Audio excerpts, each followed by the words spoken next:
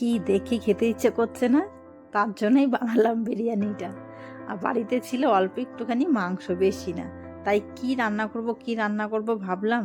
তাই ভেবে হঠাৎ করে ঠিক করে ফেললাম যে যাই হোক, আজকে অল্প একটু মাংস আছে, রাত্রেবেলার জন্য একটু বিরিয়ানি হোক।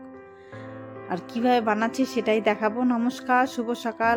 কৈত কাকুলির পক্ষ থেকে অনেক ভালোবাসা। আর খুব তাড়াতাড়ি যেন বিরিয়ানিটা হয়, সেইটাই আমি এখানে বানাচ্ছি। এর জন্য আমি নিয়েছি প্রথমে 2 গ্লাস চাল। এখানে ছোট 2 গ্লাস মানে 500 গ্রাম মতন চাল হবে। আর এইটা আমি নিয়েছি বাসমতি চাল। আর এই চালটা কিন্তু ভালো করে হাত দিয়ে ডলে ডলে এরকম ধুয়ে নিলাম আমি 2-3 বার। আর ধুয়ে আমি ভিজিয়ে রেখেছি প্রায় 30 মিনিট মতন। আর এই দিকে 30 মিনিট আমার হয়েও গেছে। একটা কড়াই নিয়েছি, কড়াইতে সর্ষের তেল দিয়েছিলাম, দিয়ে আমি একটা আলু ভেজে নিয়েছি 4 টুকরো করে। এরপরে নিয়েছি আমি পেঁয়াজ, এখানে 3টে পেঁয়াজ হবে, এইখানে 200 গ্রাম মতন পেঁয়াজ হবে। পেঁয়াজটা একটু লাল লাল করে ভাজলাম। এইবার ভেজে অর্ধেক পেঁয়াজটা আমি তুলে রাখবো বেরেস্তা করার জন্য, আর অর্ধেকটা আমি মাংসের জন্য ব্যবহার করব। এইবার কড়াইতে আমি আর একটুখানি সর্ষের তেল দেবো, পেঁয়াজগুলো একটু সাইড করে। এইবার ওই তেলের মধ্যে দিয়ে দেবো একটা তেজপাতা আর গোটা গরম মশলা আর 1 চামচ গোটা জিরে। এইবার এই মশলাগুলো একটুখানি ভাজা হোক 3 থেকে 4 মিনিট মতন, তাহলে একটু লাল লাল হয়ে যাবে। এইবার আমি একটা মশলা বানিয়ে নিয়েছিলাম, মিক্সিতে পেস্ট করে নিয়েছিলাম। এর মধ্যে দিয়েছি আদা, কাঁচা লঙ্কা আর রসুন, এই 3টে আমি একসাথে পেস্ট করে নিয়েছিলাম। এইবার মাংসটা দিয়ে দিলাম। পেস্টটা দেওয়ার পরে 2 থেকে 3 মিনিট মতন আমি কষিয়ে নিয়েছিলাম। এরপর দিয়ে দিলাম আমি মাংসটা দেওয়ার পরে 1 থেকে 2 মিনিট পরে দিয়ে দিলাম এর মধ্যে টক দই, বেশ খানিকটা টক দই। আর টক দই দেওয়ার সময় কিন্তু গ্যাসের ফ্লেমটা অবশ্যই একদম লো রাখবো আমি, কারণ জোরে রাখলেই কিন্তু দইটা ফেটে যাবে। এইবার এর মধ্যে গুঁড়ো মশলাগুলো দিয়ে দেবো এক এক করে। এর মধ্যে দিয়ে দিচ্ছি আমি পরিমাণ মতন নুন। আমি প্রথমে নুন দিচ্ছি এইখানে 1.5 চামচ মতন, আর দেবো 1 চামচ হলুদ, 1 চামচ লঙ্কা গুঁড়ো, 1 চামচ জিরে গুঁড়ো, 1 চামচ ধনে গুঁড়ো। এই 3টে দিয়ে মাংসটা একদম গ্যাসের ফ্লেমটা আস্তে করে দিয়ে ঢেকে রেখে দেব 5 থেকে 6 মিনিট মতন।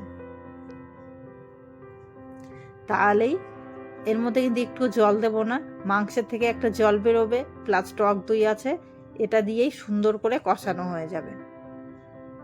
শুধু গ্যাসের ফ্লেমটা একদম লো রেখে ঢেকে দিতে হবে।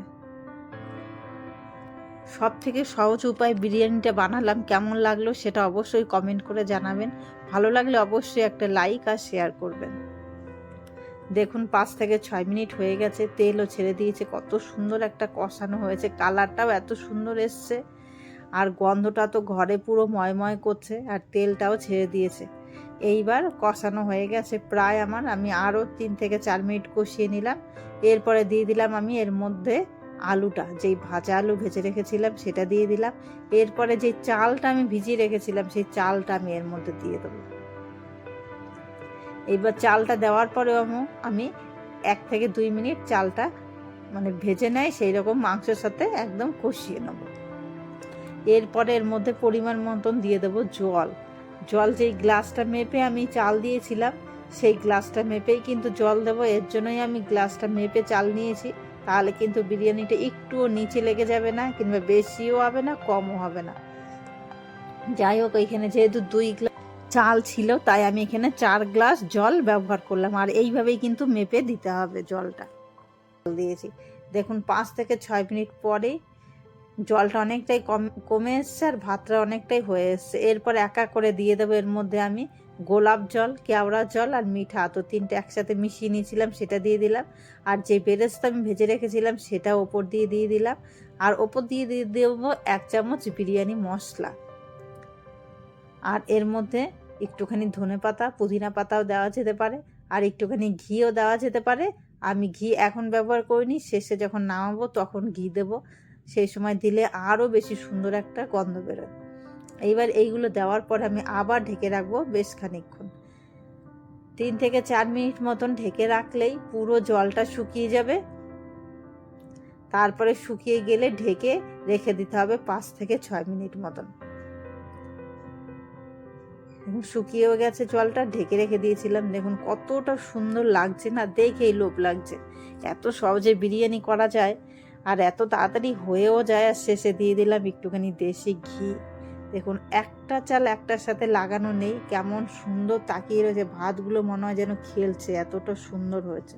এইরকম করে কিন্তু জল মেপে দিলেই এত তাড়াতাড়ি হয়ে যায় আর ভাতগুলোও একটাও লেগে যাবে না।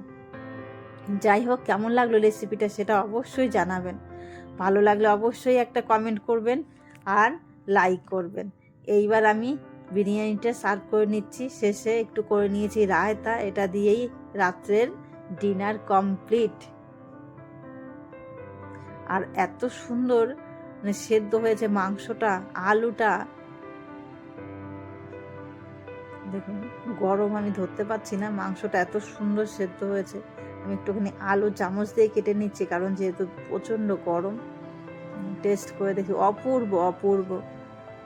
এইভাবে বানান একবার বাড়িতে, এত সহজে বানানো যায় বিরিয়ানি আর এত কম টাইম লাগবে। আবার বলছি, ভালো লাগলে অবশ্যই একটা লাইক করবে।